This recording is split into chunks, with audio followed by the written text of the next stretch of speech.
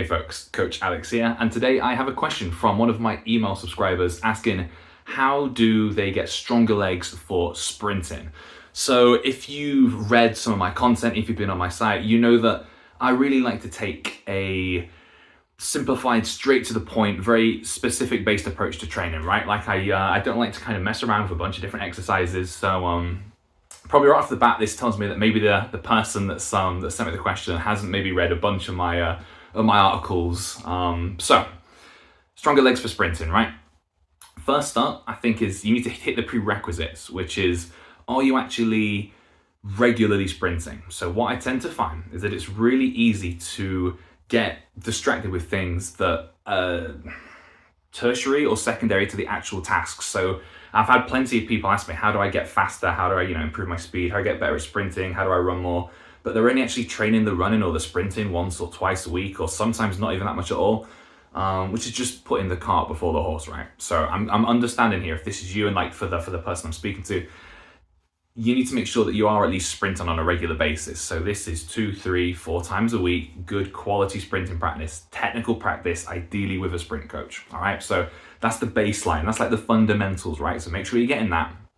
Then on top of that, what we can do if you actually want to strengthen your legs for sprinting, it's just gonna be the basics. There's nothing crazy that you need to do. You don't need to be an elite powerlifter, you need to be an elite weightlifter. We're looking at the basics, okay? That means the essentials done well and done properly. So that's gonna be things like squats. It can be a back squat, high bar back squat. It could even be maybe a low bar back squat would probably still be fine. Maybe not quite as specific, but probably still all right. You could play around with some deadlifts or trap bar deadlifts. You could use some leg assistance sort of like exercises, Bulgarian split squats, hamstring curls, all of that type of stuff blended, mixed together would work perfectly fine. And it doesn't need to be anything complicated, right? It can just be sets of 5 to 10 reps across most exercises. You might want to go ever so slightly higher in the reps for the assistance exercises, maybe ever so slightly lower in the more compound strength exercises, the squats, remaining deadlifts, that kind of thing. You can't go far wrong with those as your strength exercises. It doesn't need to be anything super complex. And this is one of the habits that people get in when it comes to strength and conditioning. They see all this fancy stuff online, on Instagram and on YouTube, and they think that they need to add on all this stuff, the unstable Bosu ball exercises, the complex isometrics and all this stuff. You want the biggest bang for your buck. You want to get into the gym, 45 minutes to an hour, tops.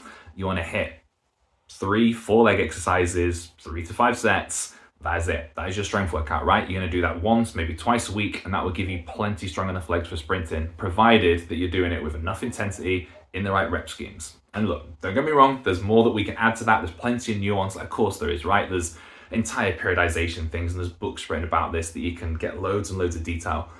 But if you stick to just trying to pick those exercises, what I've just suggested, sticking with sensible sets and reps, and all of this you can find on my website, guys. I've got entire articles on principles of training, sets, reps, strength training guides, leg strength guides. You can find all of this stuff, right? Completely free, all on my site.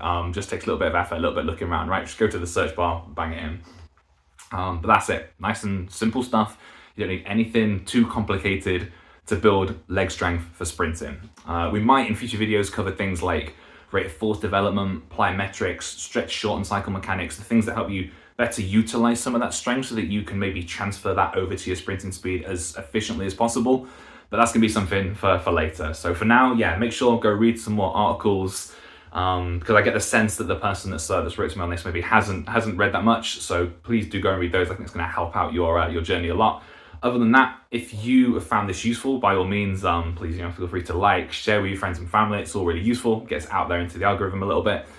And what you might want to do is submit questions. So if you've got a question yourself, by all means, you can submit it down in the comments. I'll try and get through and read them. If you want, you can send me an email directly, alex@characterstrength.co.uk.